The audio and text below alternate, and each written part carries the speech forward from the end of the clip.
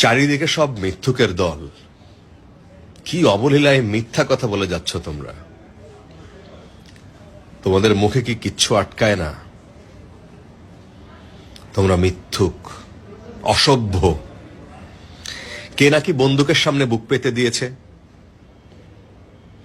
কে নাকি আবার দুম করে কয়েক রাউন্ড গুলি চালিয়ে দিয়েছে সেই খোলা বুকে। হাসি পায় আমার। পাগল না হলে সিনেমা আর বাস্তবকে কেউ গুলিয়ে ফেলে নাকি? ওটা ছিল শাকিব খানের তুফান সিনেমার দৃশ্য।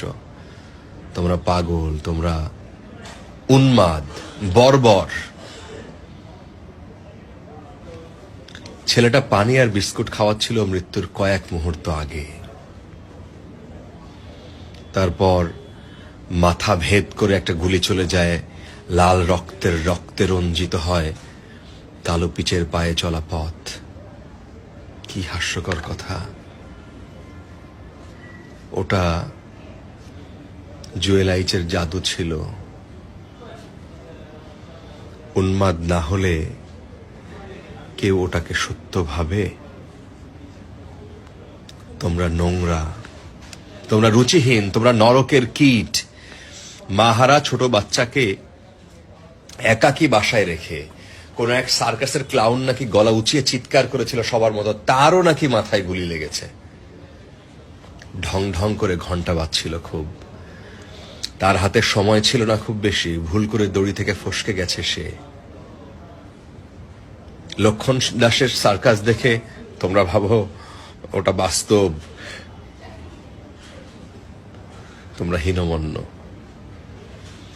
তোমরা সংকীর্ণ, তোমরা সিজোফ্রেনিক। 5 বছরের ছোট্ট মেয়েটি বড় হয়ে একজন সিরিয়াল কিলার হবার স্বপ্ন দেখত।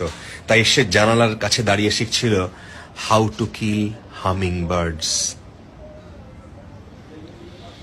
এনকাউন্টারের সাজানো নাটকের মতো সেটাকেও তোমরা মাথায় গুলি বলে চালিয়ে দিলে।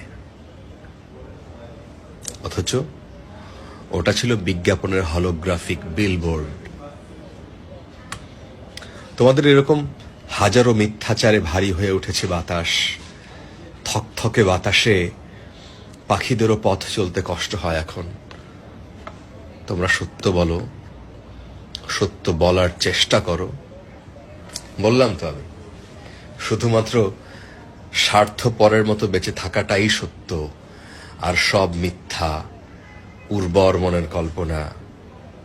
যা দেখেছ, যা শুনেছ, সব মিথ্যা।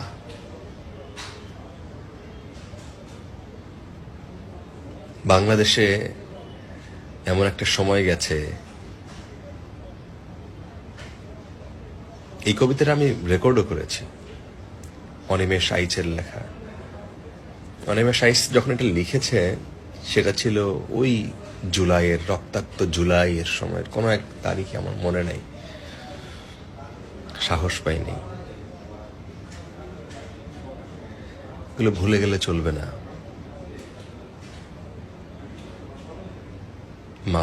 মানুষ ছিল না, পাখি হয়ে গেছিল।